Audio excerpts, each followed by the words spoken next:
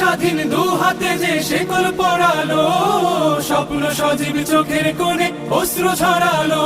সেই অত্যাচারীর বুকের চাতাল ভেঙে দেরে হিংস্র মাতা দীপ্ত চরণ ঘাই।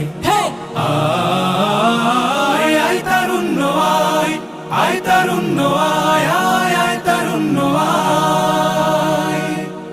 আয় বজ্র কঠোর আওয়াজ তুলি পাহাড় ছাপিয়ে, হাল জামানার ফেরাউনের প্রাসাদ কাঁপিয়ে।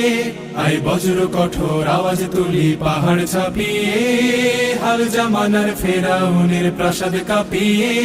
এই শান্ত শীতল ভূভাগে যে আগুন ধরালো, ভ্রাতৃপ্রতিম সমাজ ধারায় হিংসা ছড়ালো। শান্ত শীতল ভূভাগে যে আগুন ধরালো, ভ্রাতৃপ্রতিম সমাজ ধারায় হিংসা ছড়ালো। সেই স্বৈরাচারীর দের কবর রক্তে নাচুক তপ্ত খবর।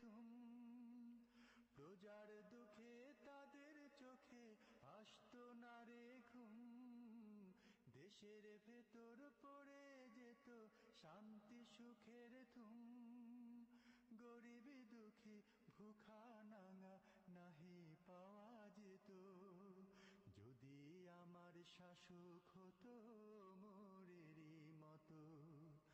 এমন যদি হতো আমার দেশের শাসক হতো, ও মোরেরই মতো হতো, আবু বকরের মতো।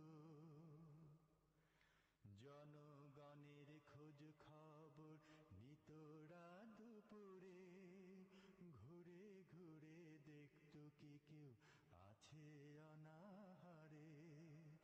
জনগণের খোঁজ খবর নিতরা দুপুরে, ঘুরে ঘুরে দেখতো কি কেউ আছে অনাহারে।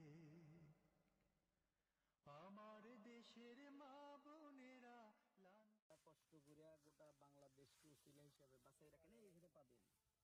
তো সেই জায়গায় এসে আমরা দেখছি যে আমরা ইনশাল্লাহ আপনাদের জন্য বীজ, সার এবং আগামী দিনে যাতে এই যে কষ্ট করে কাটার পদ্ধতি থেকে মেশিন যুক্ত হয়েছে, এখন জানেন আপনারা, আমরা এই মেশিনারিজ গুলো আপনাদেরকে দেওয়ার উদ্যোগ নেব ইনশাল্লাহ।